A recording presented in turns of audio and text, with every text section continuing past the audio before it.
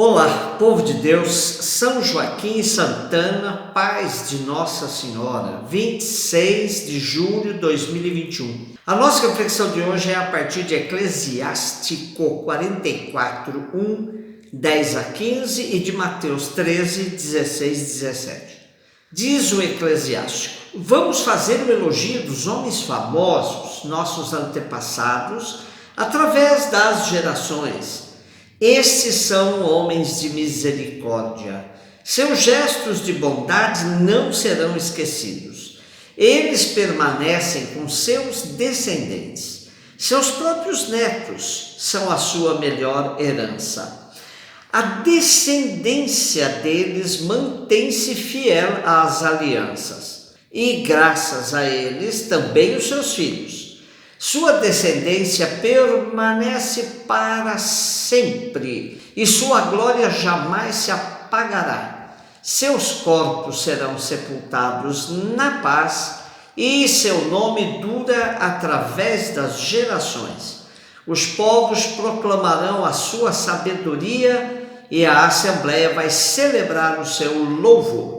O autor do livro do Eclesiástico é o velho Sirácida, que teve seus escritos em hebraico recuperados pelo seu neto, em grego.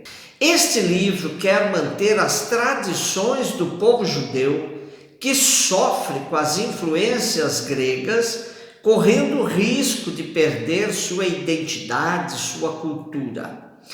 No trecho de hoje, ele evoca figuras ilustres que marcaram o passado da história de Israel, para aproveitar do seu exemplo, trazendo nova vida no presente e projetando a esperança do povo na direção do futuro. O bem praticado por uma geração é sempre um capital precioso e fecundo que permanece e de que se pode dispor. Quando é praticado por homens e mulheres virtuosos, tece a verdadeira trama da história da salvação. Deus intervém nessa história para redimir a humanidade, mas servindo-se dela própria. A fidelidade do Senhor tem o seu fundamento no céu, mas radica na terra, graças aos que permanecem fiéis às suas promessas. Mateus 13, 16 e 17. Jesus disse aos seus discípulos: felizes sois vós, porque vossos olhos veem, vossos ouvidos ouvem. Em verdade vos digo, muitos profetas e justos desejaram ver o que vedes e não viram, desejaram ouvir o que ouvis e não ouviram.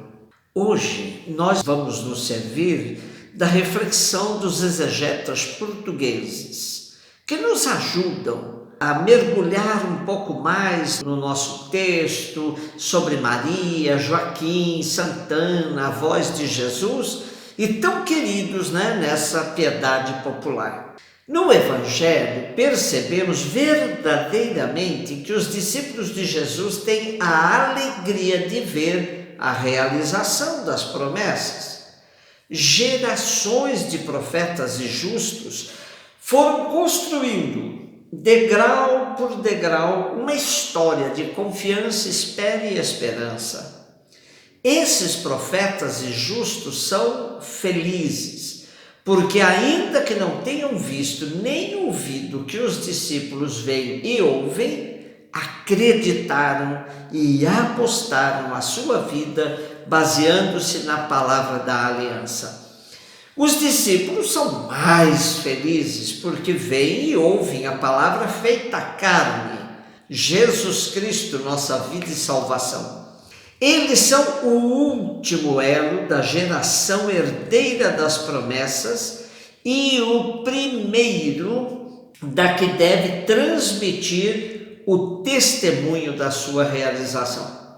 Sabemos muito pouco sobre os pais de Maria. Também eles estão sob a lei do silêncio, do escondimento, a mesma que Deus aplicou à vida de Maria e à maior parte da vida histórica de Jesus.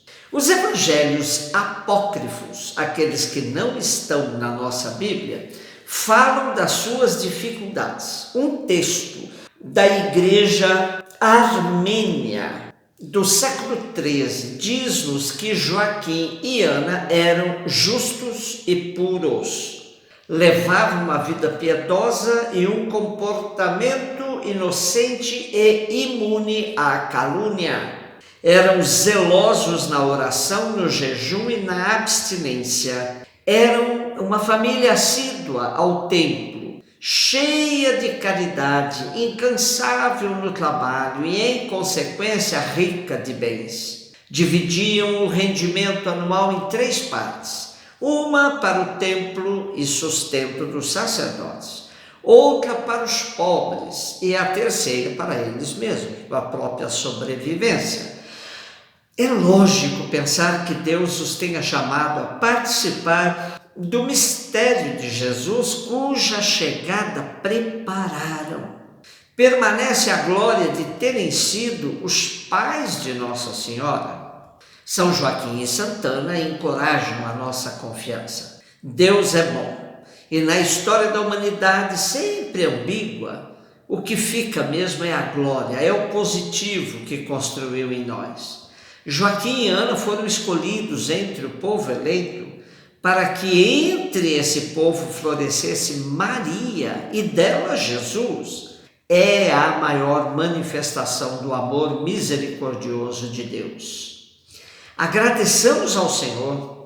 Nós somos os felizes, os bem-aventurados, nós que vemos e ouvimos o que muitos profetas e justos apenas entreviram na fé e na esperança. Lembremos os nossos avós. Um provérbio africano diz: das panelas velhas tira-se a melhor sopa. Os avós são verdadeiras preciosidades. Há que rodeá-los de carinhos, de cuidados e não desperdiçar o muito que eles têm para nos dizer e ensinar, particularmente a sua fé, a sua esperança. São Joaquim e Santana tinham chegado a uma idade avançada sem terem filhos, como Ana, a mãe de Samuel. Resignados à vontade de Deus, suplicavam, no entanto, ao mesmo Deus que realizasse os seus desejos, dando-lhes um fruto da sua união que consagrariam ao serviço do templo. Ana, sobretudo, multiplicava as orações e as boas obras para obter esse favor. Um dia em que Joaquim rezava sobre uma colina onde pastava o seu rebanho e Ana no seu jardim, um anjo veio anunciar-lhes que o céu tinha atendido seus pedidos e que eles iam ser consolados com uma criança de bênção. No dia 8 de setembro, Ana deu ao mundo uma filha que, segundo a ordem do Senhor, ela chamou Maria. Com que cuidado educaram essa criança abençoada? E Ana é apresentada tendo diante de si a sua filha privilegiada e ensinando-a a ler as divinas escrituras. Quando Maria atingiu a idade de 3 anos, Ana e Joaquim, lembrando-se da promessa que tinham feito, levaram-na ao templo de Jerusalém para a oferecerem ao Senhor. E segundo a tradição, Santana vivia ainda nos primeiros anos de Nosso Senhor. Ela pôde, portanto, levá-lo nos seus braços e sentá-lo nos seus joelhos. Teve conhecimento dos milagres e do seu nascimento. Para celebrarmos os patronos dos avós, precisamos ver como é que andam os nossos idosos em casa, na sociedade, em nosso país. Em 2019, o IBGE registrava cerca de 34 milhões de brasileiros e brasileiras com mais de 60 anos.